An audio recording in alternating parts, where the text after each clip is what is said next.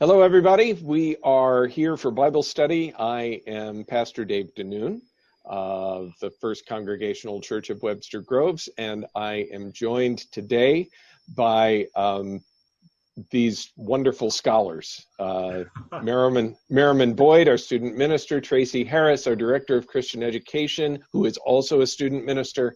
Both of them are students at Eden Seminary, and a recent seminary graduate, Dr. Erick Falconer, who is our youth minister. And so I'm really excited to be able to have this conversation with the three of them. And we will be talking about the 6th chapter of the book, Entering the Passion of Jesus, A Beginner's Guide to Holy Week, by Amy Jill Levine. Very good. Thank you, Tracey. By Amy Jill Levine, who is a Jewish professor of Christian history at Vanderbilt University, and one of the most insightful scholars that I've had the pleasure to read in quite a long time. The 6th chapter is the last chapter in the book, and this will be the final session in this series that we'll be having. And so now I've got Erick here, and he had to step away for just a moment to talk with somebody in his home. One of the delights about being on lockdown or in practicing social distance is the fact that we've got other things going on in the places that we're calling in from. So hi, Erick. How are you? Oh, I'm great. Just had to step away to talk to the plumbers. That's all. So the 6th chapter of Amy Jill's book, it addresses the incidents at Gethsemane. And this is a place which is called just a location on the Mount of Olives in the Gospel according to Luke. It's called a garden in the Gospel according to John, but in Matthew and Mark, it's a place called Gethsemane. And above everything else that we know, the word Gethsemane means olive press, and so garden or not, what we're imagining is an environment in which there is an olive press and a grove of olive trees.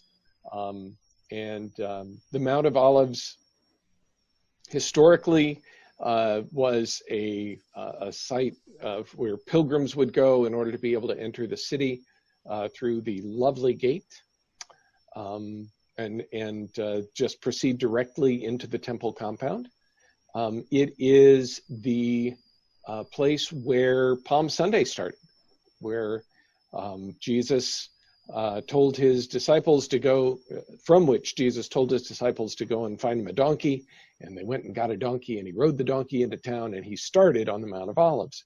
And now, in a sort of poignant contrast, it becomes the location of the actual act of betrayal and the arrest of Jesus, where he'll be taken away and tried.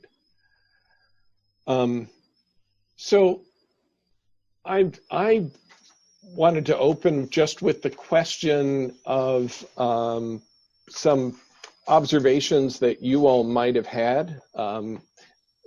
The direction in which AJ goes with this is to talk about the risk of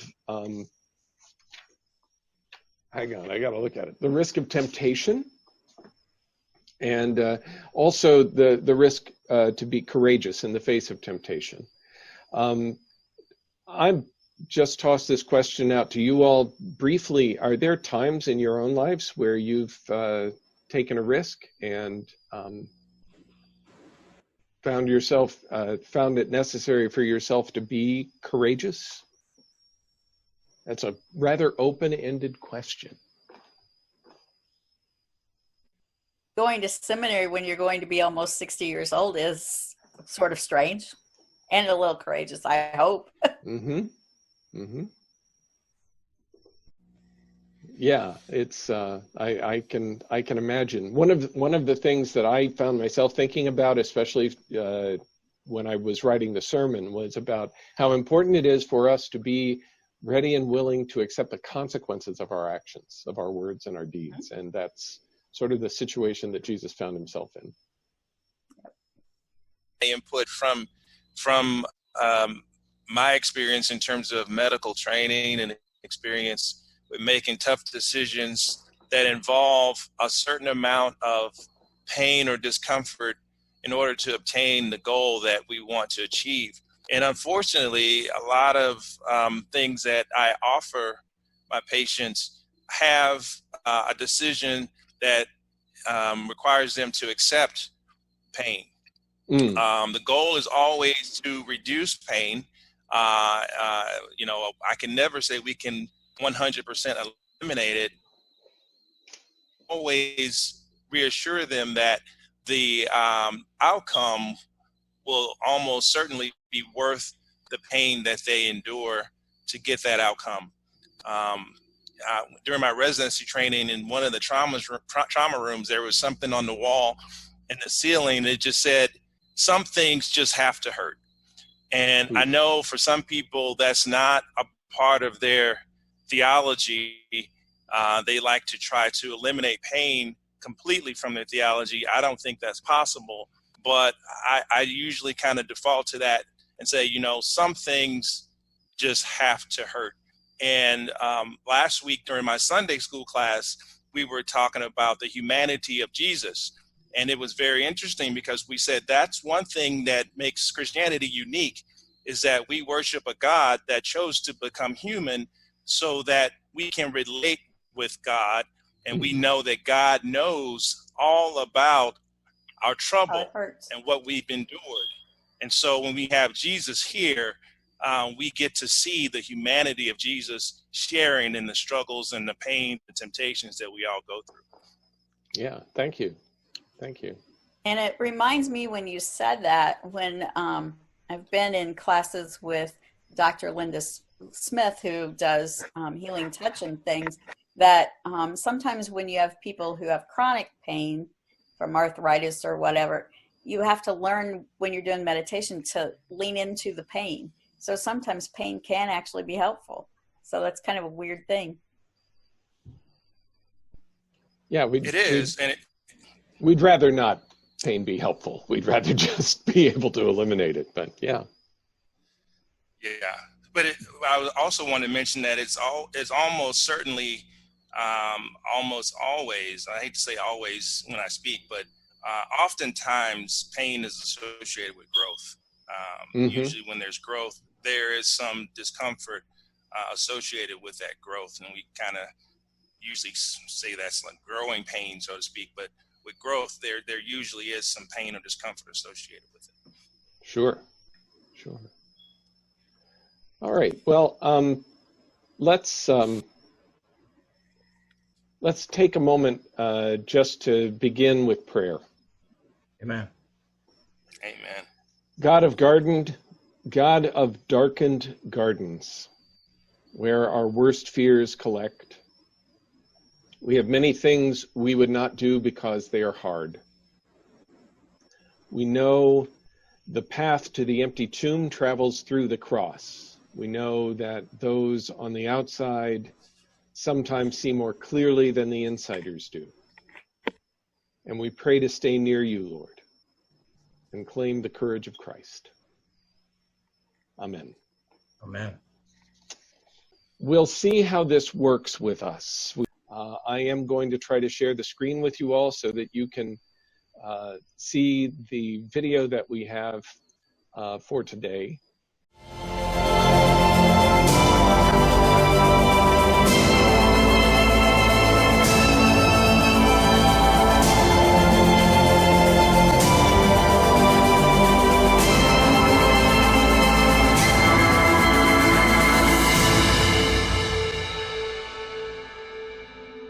We sometimes talk about the Garden of Gethsemane, and already we have problems. In the Gospels of Matthew and Mark, we have Gethsemane. John gives us a garden. But let's think about that garden for a minute. It was in the Garden of Eden where Adam and Eve faced temptation and they failed. But now at Gethsemane, in John's garden, Jesus himself will face temptation, and the temptation of the most difficult sort. Not one coming from Satan, not one coming from someone else, but his own personal temptation to flee or to accept the cross.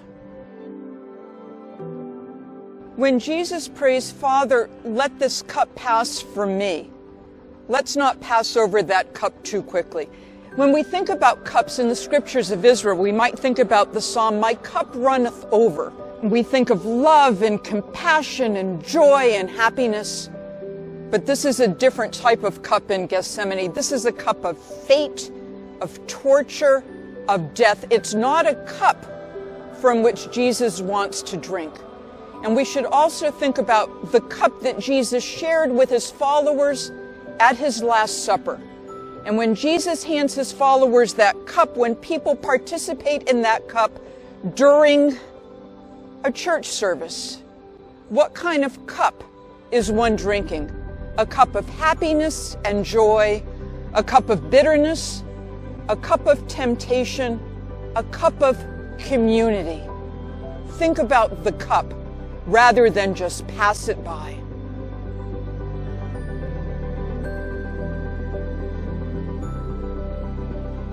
In Paul's epistle to the Philippians, chapter 2, he has this beautiful poem, it might actually be a hymn, in which he talks about how the Christ was in the form of God, but didn't feel the necessity of grasping that divinity. But the Christ empties himself out, takes on human form, indeed the form of a slave. What does it mean to give up all your privilege, to give up all your power, to become a servant, indeed a slave for everyone? That's one of the teachings that Jesus offers, and more than just talking about it, he actually does it. When Jesus says, "Let this cup pass from me," he doesn't want to suffer crucifixion. He doesn't want to die. But that's not a sign of lack of faith in God. To the contrary, it's a sign of enormous faith. Indeed, it's what prophets frequently do. Jeremiah doesn't want to be a prophet. It's hard to be a prophet. It's even harder to accept the fate of a prophet. So Jesus, like Jeremiah, doesn't want to drink from that cup. And he recognizes he has a choice here. He prays to God to say, "Here's how I feel." And he knows that God will love him, indeed, regardless of the choice that he makes. And because he is confident in that love, he can choose the fate he needs to choose.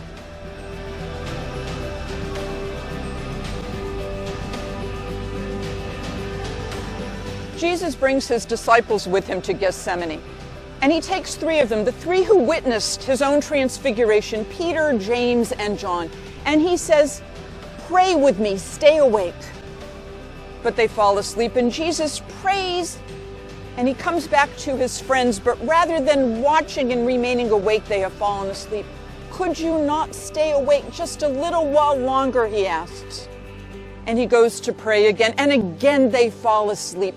The insiders, the ones who witnessed him in all his glory, who heard his teaching, who saw his miracles, cannot stay awake, cannot meet his need. And the irony is that while the insiders fail him, the outsiders remain true. The anointing woman, whose name we do not have in Matthew and Mark, she represents fidelity. She's there, as Jesus says, to anoint him for his burial. And when Jesus dies, it's the centurion, the Roman army officer, who is with him when he dies and who is able to proclaim him Son of God. So the Gospels ask, are you an insider? Are you an outsider? Have you failed? Have you remained true? And if you have failed, if you have fallen asleep, recognize that there's still a continuation of your story as well.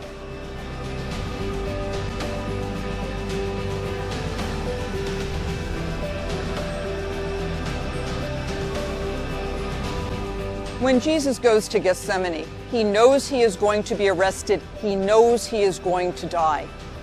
And this was his choice.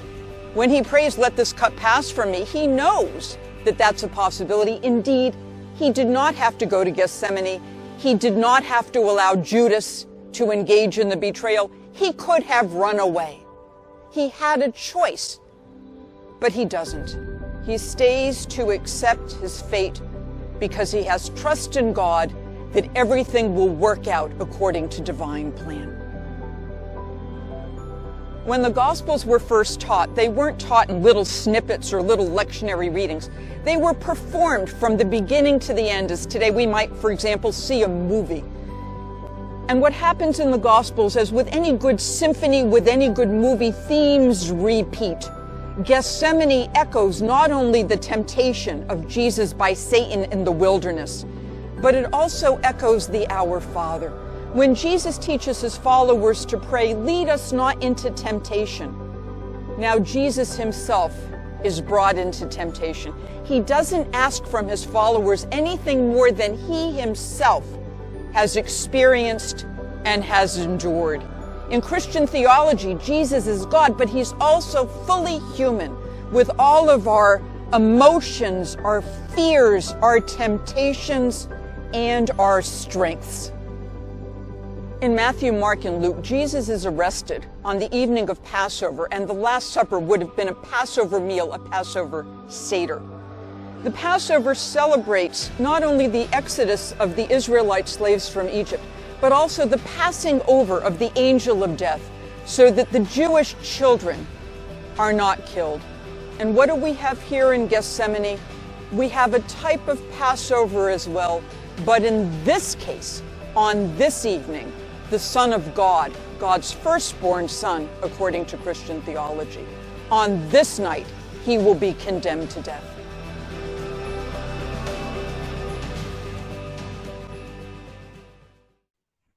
Okay. I'm interested to hear your reactions to what you've been reading and what you've just seen. So I really like listening to Amy Jill, of course. She always brings up a lot of different things, but really, you don't ever look at often. We don't look at the stories all side by side like we do in this study, and we've been doing. And so it makes it so that you realize things that you hadn't thought about before. And, it always bothered me about the not staying awake part, because I always thought, well, geez, these are the people who are supposed to care about him and have been with him. Why couldn't they stay awake? I'm not sure I still understand that. But anyway, so it makes a lot of sense to me where he, for him to say, "Take this cup away from me," because that was that human part of Jesus that really was emphasized throughout that evening. That whole evening in Gethsemane, we see the more human side that is like us. And that's exactly how I would react. Yeah, I think we really do come in touch with Jesus's humanity. I will admit that usually the humanity that I've been acquainted with when I've been told these stories in the past, or when I've read them in the past, has been the humanity of Judas. It's been the humanity of Peter. That, the things that Merrimon was talking about, especially last week in his sermon. It's been the humanness of and the failings of all of the people around him. Right.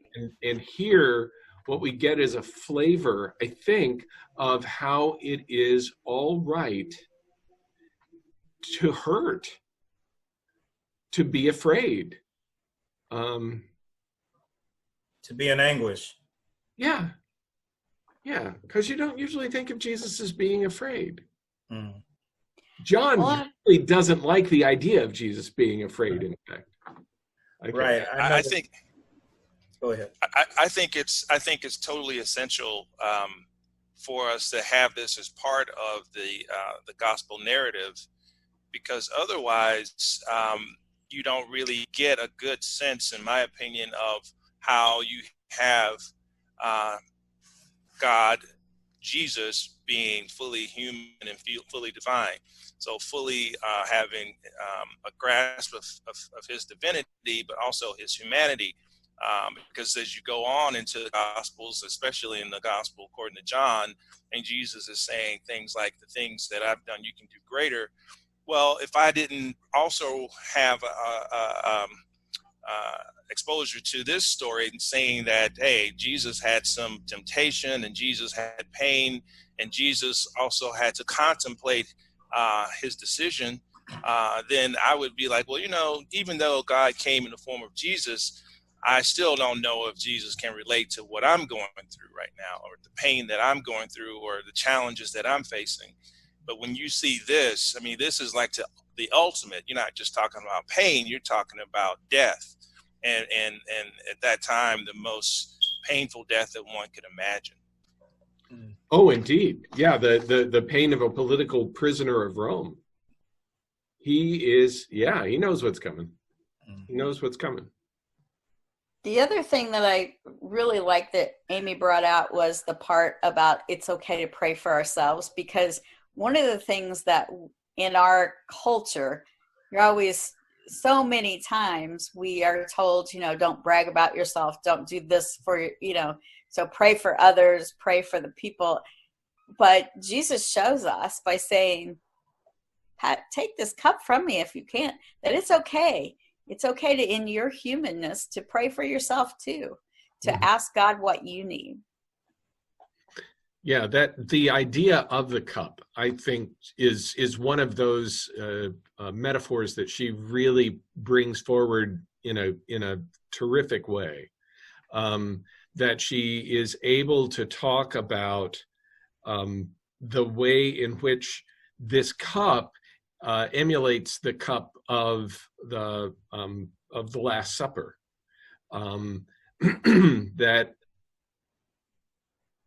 I had the something that I talked about in the sermon was the fact that this cup is something that we all share. When Jesus shared it at the Last Supper and said, "Drink from this, all of you," the next line in Matthew is, "And all of them drank from it." And that caused me to think about all of the different ways in which the disciples died, and the stress and the strain under which they lived. We're currently in a time when there's a lot of stress and strain. Yes. I think we're thinking a lot about the ways in which the world is just unfolding around us. Yeah, I was hoping that she was going to go a little bit more into the 23rd Psalm. She brought it up briefly. My cup runneth over, yeah.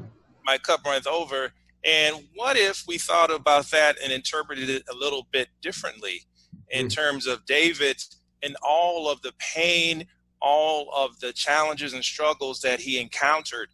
What if we looked at it and considered an alternative interpretation? They said, "My cup runneth over," meaning, hey, I've gone through a lot, guys. I've been through the shadow of death, but God is still with me.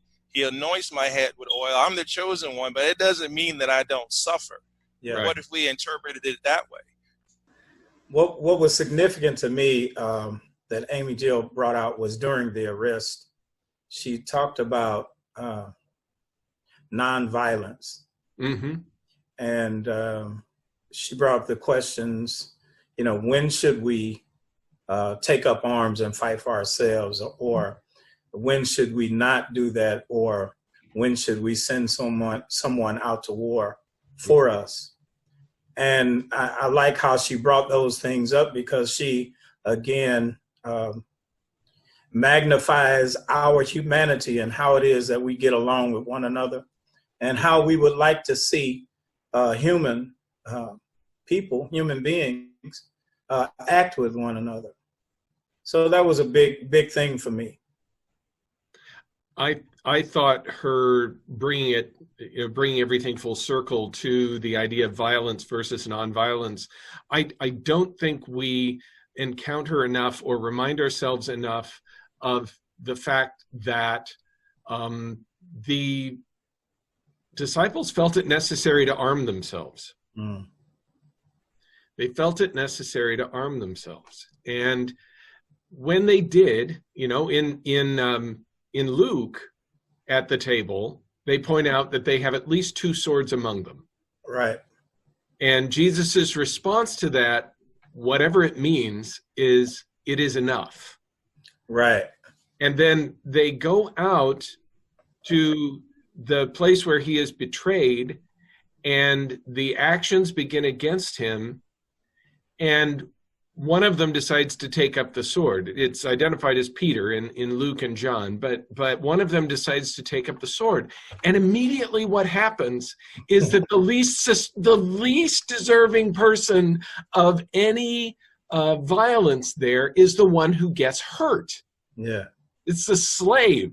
Yeah. It's a slave. He has nothing. He can't possibly have anything to do with the arrest, other than he happens to be with one of the people in charge. He's with the high priest. And so, and I wonder what I wonder at the fact that Jesus's response then is, put your sword away. Well, Dave, when I brought up that idea about violence, mm-hmm. and then to hear you talk about the least one. Right. I actually thought about how a child can be in the inner city doing her homework, mm-hmm. and then a stray bullet comes through the house, mm-hmm. and kills that child. It's happened, several times over the summer in North St. Louis. And so go ahead. Sorry. That was really one of the reasons why I thought about that, because, I think and believe that there's a way we participate with one another, mm-hmm. that can be godly, even amongst, disagreement or conflict. There's a way. Yes. There's a way. Yeah, and helping people to find that way is a really important task. We see it happening in public schools. We see it happening in civic organizations of trying to help young people to find new ways that are restorative, rather than retributive. Yeah. I think just put up the sword. My own folk will, our own folk will bear witness to the fact that I don't understand why we need a Second Amendment. I don't understand why it is that is this fascination with guns, or the belief that somehow by having a gun in our home, we're going to be better able to protect ourselves. And I come at that from a very personal direction, because I have been the pastor of children whose friends have shot themselves. Wow. Whether they did it intentionally, usually they did it unintentionally, but listen to my words. It's children. It's more than one. It's not as though this is any sort of a rare case. And there hasn't been a parish that I've served in which I haven't had to counsel someone because of the accidental death of a child by a firearm. Right. And it's not the same as what happened in Gethsemane. Yeah. But in some ways it is, because again, you see the most defenseless person. Most defenseless is always the one sometimes. Who's I know we shouldn't say always, but the most defenseless or the most they're vulnerable. The ones most at risk. Yes. Yeah, always, or most of the times the ones at risk.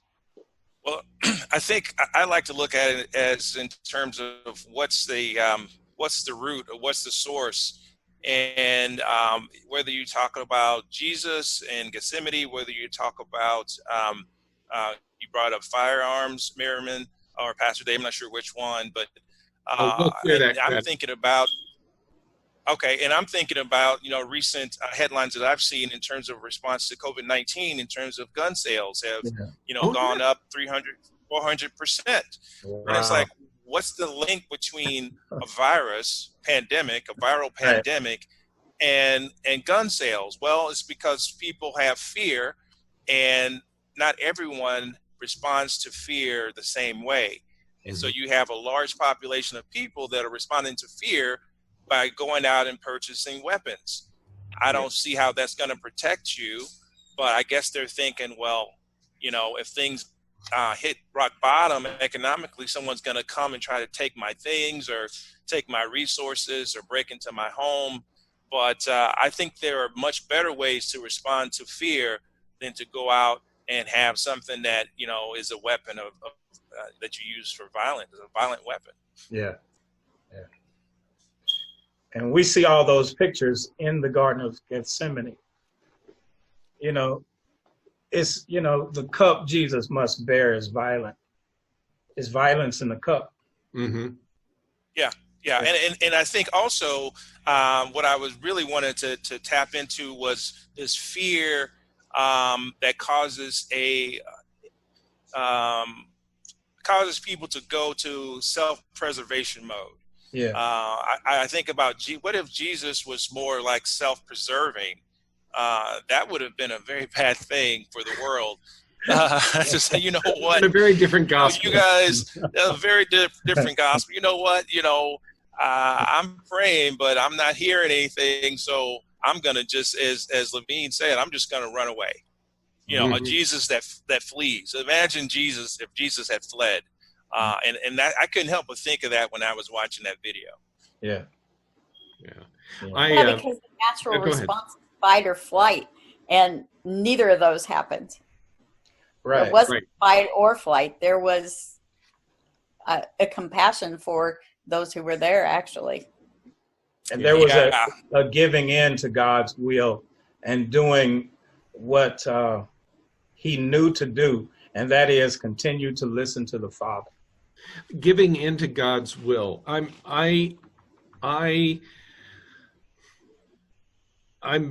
cautious about that language, because the language of surrender is, maybe I'm like John and I'm just not comfortable with the idea of Jesus surrendering, or of Jesus somehow being perceived as passive.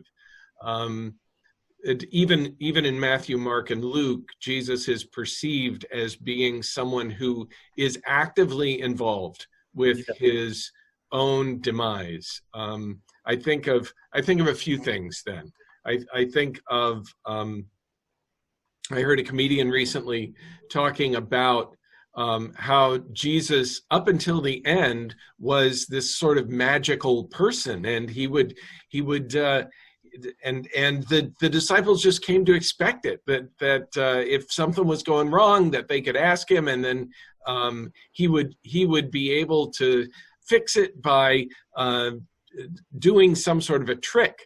And so we get to the garden, and the police and the guards come to take him away, and they must have been thinking, okay, now do the broken manacle trick. You're going to break away. And he's like, no, I got nothing. This is what's happening. Yeah.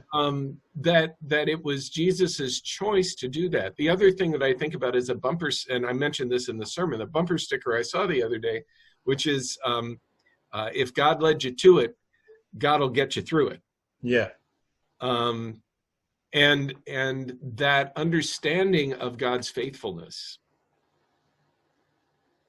and that we can be faithful because God was faithful, that we can be, lead us not into temptation. Well, sometimes we lead ourselves into temptation, let's be honest. But God is going to be faithful with us, so we can be faithful to God. Amen. Amen. So any other observations that you all, yes, Tracey has her finger up, please. Well, I wanted you to discuss a little bit that naked young man, as she does because how many times do we not read that part we don't read that part. 3 out of 4 times. Yeah. So, but I always overlooked it. I read it. I always overlooked it. But go ahead, Tracey. So I wanted to hear your take about what you thought it meant, Dave.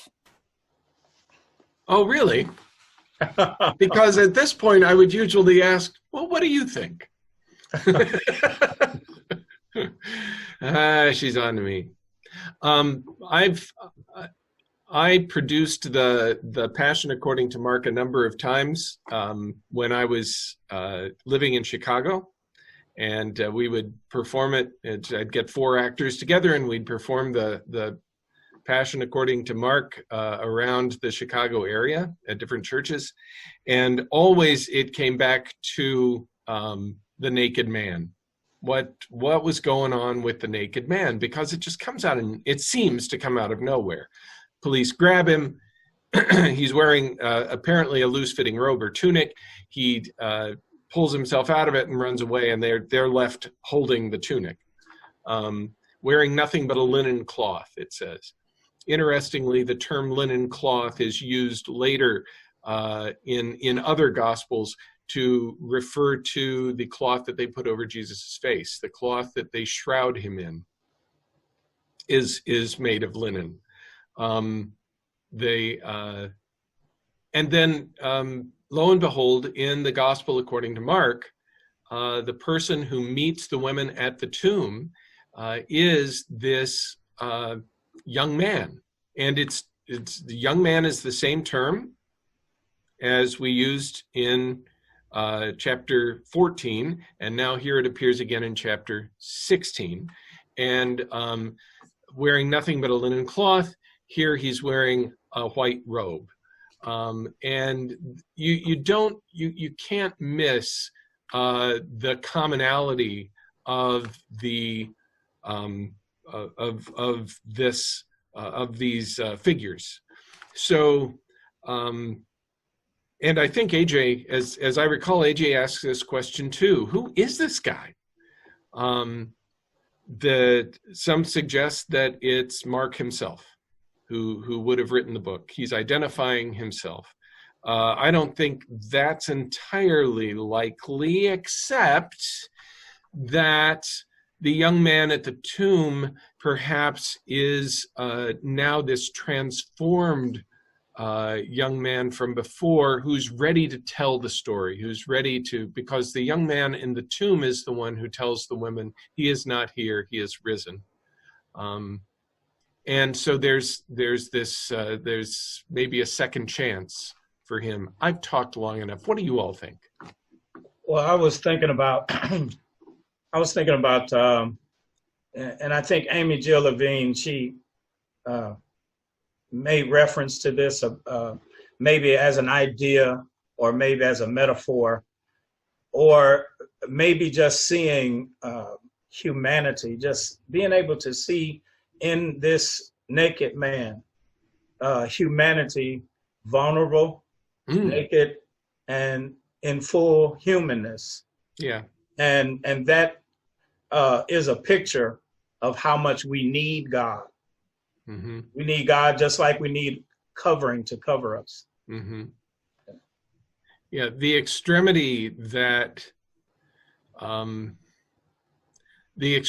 of that situation is one, and the violence of that situation, honestly, is one that leaves that man naked.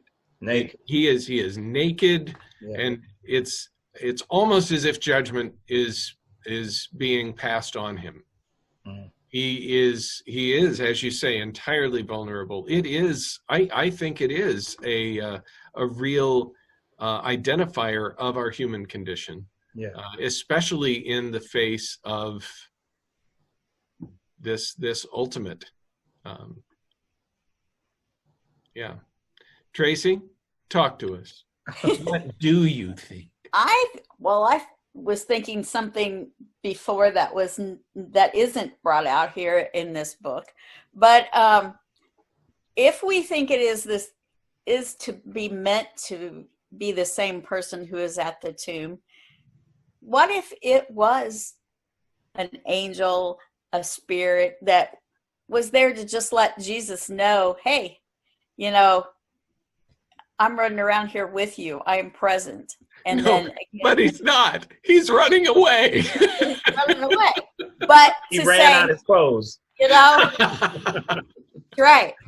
But, you know, to say, to just have been there and walked part of the way, just to be, you know, but then reappears at the tomb. So for him, so he might be emulating the angel that comes to attend Jesus in Luke as he cries those tears of blood. Right. Yeah. Right. I mean, I just thought of it. I'm not throwing it out. Hey, can we I may talk have about chuckled that? at it a little bit, but I'm not throwing it out. Can we talk about that? Talk about the tears of blood? The droplets of blood, the sweat. Go for it. Yeah, sure. Well, that has always, you know, I've heard preachers preach about that, but I've never heard, you know, I've heard people sweating, you know, from people preaching. Mm-hmm. But as far as me knowing, I don't have any idea. And I was hoping Erick could speak to that.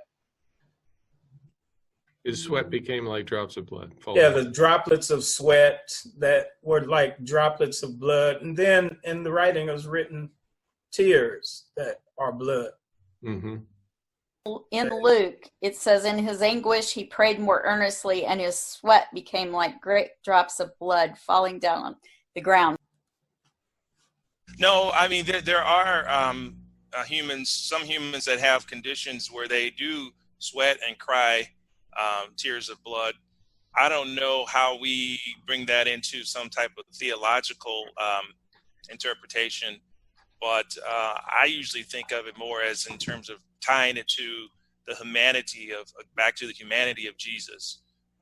You know, this is not just a body that's filled with a spirit. This is an actual human being that has blood pumping through his heart and his veins, just like the rest of us. So I think it really just adds another visceral sensation. We can feel the pain, the passion of Christ by bringing in blood. I mean, blood is one of those things that, you know, for some people they see it and they just faint. So you can just imagine the source of the pain that caused him to perspire in the first place. You know, you start to have pain, you start to perspire. So it's just, I think the writer, whoever wrote this, wanted to add more emphasis. I mean, if you imagine, you read a book, that's one thing. You watch a horror movie, it's another thing. It's graphic, and these words become very graphic.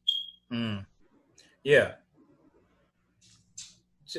graphic in a sense that we should, the reader should feel and sense her or his own humanity from the words that they read about pain, anguish, suffering. Absolutely. And Amy Levine, she emphasized what I believe and what I've been taught. I would like to also say I've been taught this at Eden in terms of how the Gospels were presented, especially the Gospel according to Mark, which is the shortest Gospel. You know, it's believed that these were performative narratives and Gospels, and that they actually, people would not only be enlightened, but they'd be entertained by hearing these stories.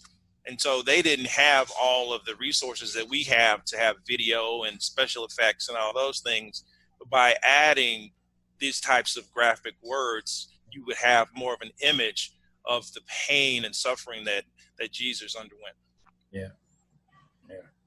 We have been spending the last 6 weeks together, these 6 Sundays, talking about Amy Jill Levine's Entering the Passion of Jesus, a beginner's guide to Holy Week. And now we are actually in Holy Week, and we are no longer beginners. We have advanced to intermediate status, and I hope that we'll have a chance to look at the events of this week with some new eyes. I want to thank Merrimon Boyd and Erick Falconer and Tracey Harris for having joined me today for our last Bible study in this series. And you're welcome, Doc. And I look forward to many more times that we'll be able to spend together, preferably not under social distancing conditions, preferably together, seated in order to be able to talk about how things are going. I want to remind everybody that if you have not viewed our Sunday morning worship for Palm Sunday, get back there to YouTube or to Facebook and look at it. It's going to be, you're going to have so much fun. And it's, I personally had a lot of fun putting it together with you all. In addition to that, this Thursday, there will be a live worship experience on Facebook and YouTube, in which you'll be invited to participate in communion with your very own homebound bread and juice or wine. And then on Friday night, we will have a pre-recorded but nevertheless still very moving presentation called The Journey to the Cross, in which we'll be offering a video and musical and audio presentation that's based on the 14 stations of the cross in a different tradition than our own. And then Easter Sunday's coming, and we'll see you then. We've got some wonderful things planned for 10 o'clock on next Sunday morning. So thank you all for joining us. Thank you to my group of people who joined me here. Let's close with a prayer. We've come a long way with you, Jesus. We have watched you travel through expectations, disappointments, and betrayal. We've heard your heartfelt prayers. We want to have the courage to take the right to take the right risks, for we know the road of discipleship can be difficult, so that we can walk courageously with you into the light of Easter. Yes, Lord. As your people. Yes. Amen. Amen. All right. That's it. Thanks, everybody.